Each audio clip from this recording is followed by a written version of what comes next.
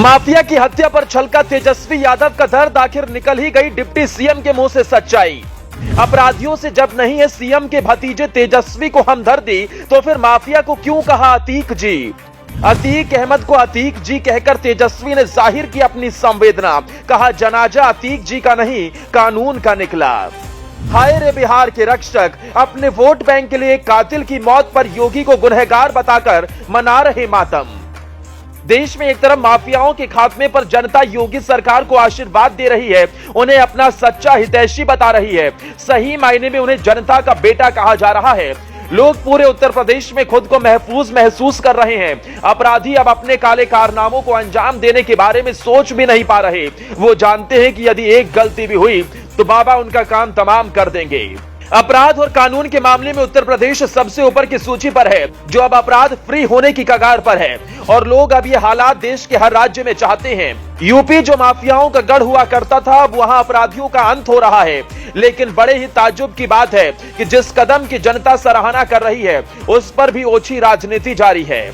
आप राजनीति की असली सच्चाई इस बात से ही समझ सकते हैं कि जो नेता चुनाव के दौरान जनता की रक्षा, अपराधियों से उनकी सुरक्षा के दावे करते हैं, वही नेता जनता की नाक के नीचे अपराधियों को संरक्षण देते हैं। एक ये कड़वा सच है, लेकिन अतीक हत्याकांड पर सियासत जनता की आंखें खोलने के लिए काफी है। अब यूपी की घटना की आग बिहार तक पहुंच चुकी है। बिहार के डिप्टी सीएम ने तो हद ही कर दी। एक माफिया जिसने सैकड़ों घरों को उजाड़ा, कितनी माओं की गोद सूनी कर दी, बच्चों को अनाथ कर दिया, आज उसी कातिल की हत्या पर तेजस्वी यादव शोक मना रहे हैं। यहां तक कि उस माफिया को जी का दर्जा दिया जा रहा है। दरअसल जब तेजस्वी यादव से इस बाबत सवाल किया गया तो उन्होंने इसकी निंदा करते हुए कहा कि यह जनाजा अतीक जी का नहीं कानून का निकला है।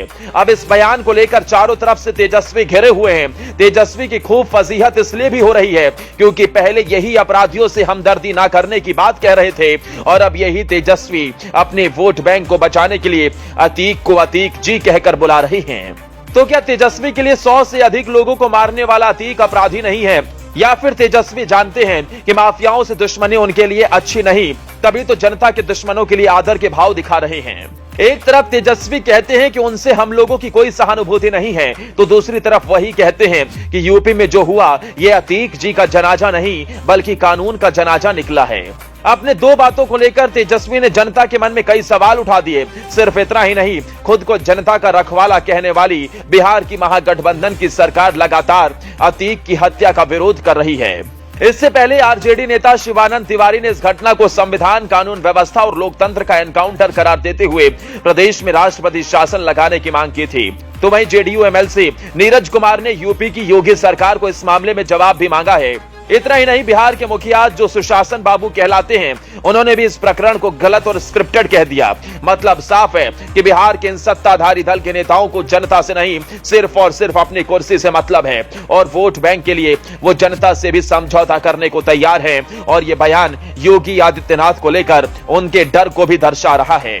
जिस तरह से योगी ने कुछ सालों में अपराध को शून्य कर लॉ एंड ऑर्डर को दुरुस्त किया, ठीक उसी तरह बिहार की 13 करोड़ की आबादी नीतीश कुमार से यही उम्मीद लगाए बैठी है। बिहार में बढ़ रहे जंगल राज का जिम्मेदार नीतीश कुमार को ठहरा रही है। एक तरफ योगी यूपी के हर जिले की सुरक्षा व्यवस्था पर नजर बनाए रखते हैं, तो दूसरी ओर नीतीश कुमार को दिल्ली भ्रमण से फुर्सत नहीं है।